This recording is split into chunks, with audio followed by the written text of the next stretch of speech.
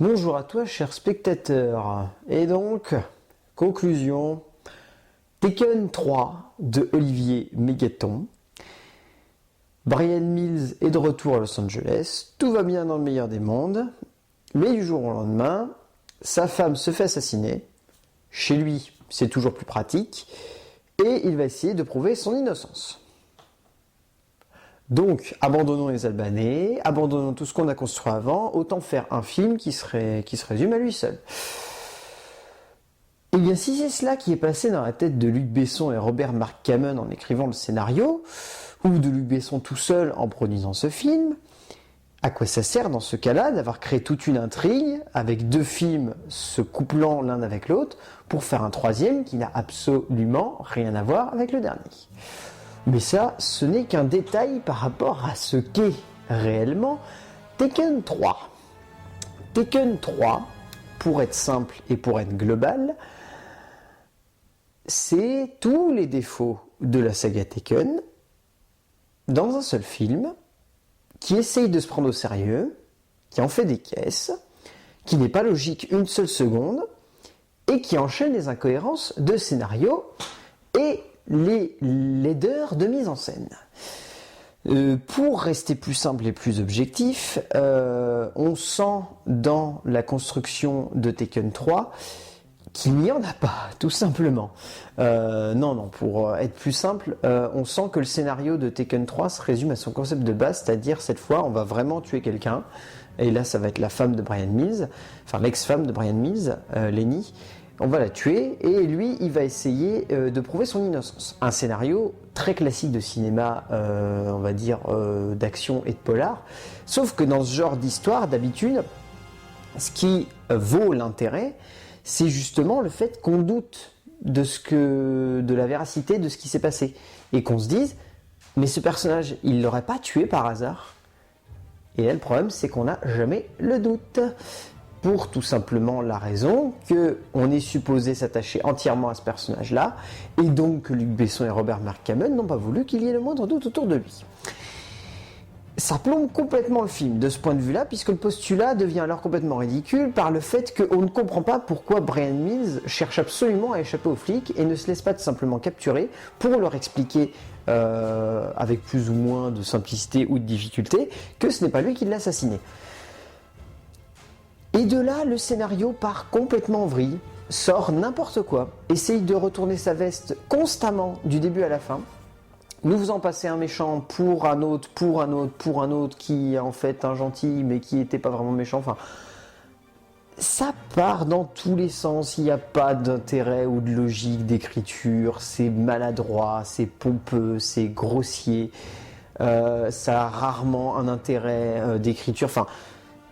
Ça part tellement dans tous les sens, on ne sait pas dans quel sens prendre le film, on ne sait pas comment le considérer. Et ça, c'est que le scénario.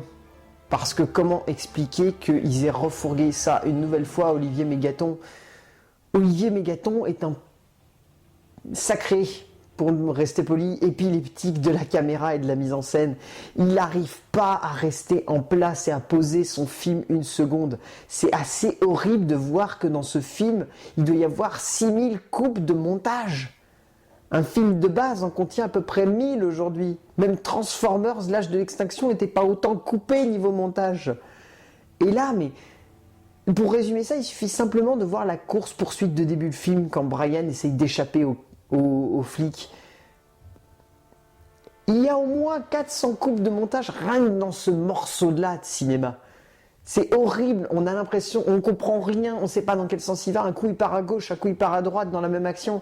Il n'y a jamais de repère de mise en scène. Il y a des plans qui sont furtifs, qui durent moins d'une seconde et qui servent absolument à rien, si ce n'est à dynamiser un montage qui n'en aurait pas besoin s'il était bien fait au niveau de la mise en scène. C'est dans ce genre de moment-là qu'on se demande, mais est-ce qu'il avait vraiment ce découpage-là avant de faire le film? Est-ce qu'il s'est vraiment dit, je vais découper ma scène en 400 plans, on va faire 400 plans les mecs, on va prendre 3 caméras et on va partir tourner 400 plans pour une course-poursuite? C'est la seule question qui nous trotte dans la tête tout le long du film. On n'arrive pas à s'imaginer un metteur en scène demander constamment à son caméraman de bouger dans tous les sens. Je sais pas, c'est difficile à concevoir. Et si ce n'était que ça, il colle un grain dégueulasse à l'image, un espèce de grain dont le film n'aurait pas besoin s'il était bien mis en scène. Et là, on sent que ce grain-là, il est supposé apporter, je ne sais pas si c'est une forme de réalisme ou une forme d'authenticité de l'image ou d'hyper-réalisme proche de Paul Greengrass pour rappeler la saga de Jason Bourne. Enfin bon, on ne sait pas vraiment à quoi il sert ce grain. Et encore si c'était que le grain, même les plans de caméra avec cette espèce de courte focale, grand angle absolument classique et facile qui est typique de la plupart des metteurs en scène d'ailleurs de la vague Luc Besson. C'est Louis Leterrier qui est très fan de cette courte focale et de ce grand angle qu'il utilise très régulièrement dans ses productions. C'était dans ce sens-là qu'on sent que Louis Leterrier était quand même un gros faiseur pour Luc Besson, notamment sur la saga Le Transporteur. Et Olivier Mégaton, c'est pas pour rien qu'il a repris la saga avec Transporteur 3, il est vraiment dans cette veine-là. Mais oui, enfin... Et puis, que dire des performances d'acteurs ? Liam Neeson, il essaye de faire ce qu'il peut, mais très clairement, son personnage est très simpliste à la base, mais on sent que l'acteur il met le plus possible de son cœur pour lui donner de l'intérêt. Et voilà, le problème c'est que toutes les incohérences n'apportent rien en justesse au personnage. Et à la base, je crois savoir que le film avait été, à la base, le troisième, ça devait être les parents qui... Un des deux parents qui devait mourir, le père, je crois, devait se faire kidnapper. C'était la fille qui devait essayer de trouver le coupable. Ce qui aurait été presque plus intéressant, il faut le reconnaître. Mais là, la fille est encore réduite au rôle du pantin de service qui sert à avoir un lien affectif avec le personnage de Brian Mills, c'est tout. Et en soi, ça apporte vraiment rien et aucune subtilité au scénario. Et même pire, ça le plombe. Ça rajoute des scènes qui servent vraiment à rien. Enfin, ouais. Ah, et puis, Forest Whitaker. Forest Whitaker est utilisé comme dans les trois quarts des films où il joue. C'est le flic qui fait partie d'une organisation plus ou moins gouvernementale qui va essayer de coffrer le mec.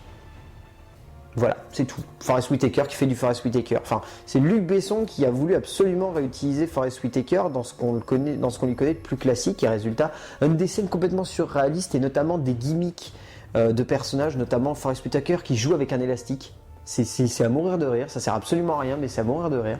Et qui tient une pièce d'échec. Est-ce que Luc Besson aurait kiffé Inception ? Pourquoi pas ?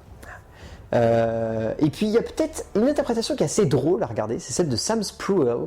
C'est celui qui joue le russe, le gros russe Pierre Barack qui fait peur du film, qui en fait des caisses. Et résultat, je crois que c'est le meilleur acteur de tout le film, tellement il en fait des caisses. Et il arrive à rester crédible, et ça c'est très fort, dans une scène d'action finale où il tire sur Brian Mills en slip et en chemise ouverte. Et il arrive à essayer de rester crédible. Et rien que pour ça, il mérite tous les honneurs du monde. Rien que pour ça. Mais oui, la saga arrive à sa fin. Et Taken 3 prouve bien que cette année de cinéma pour construire un truc qui ne sert absolument à rien, et ben ça valait pas autant de temps et autant d'argent. Même si ça en rapporte beaucoup, ça valait pas le coup d'en faire des caisses et d'en faire autant pour un truc aussi ridicule. Enfin voilà, Taken 3 d'Olivier Mégaton, c'est à oublier. Et à part pour Taken 1, mieux vaut squeezer les deux derniers et en rester tout simplement à ce premier film qui restait un très bon divertissement et qui suffisait entièrement à lui-même. Donc oui, Taken 3 d'Olivier Mégaton à éviter en salle absolument. A plus.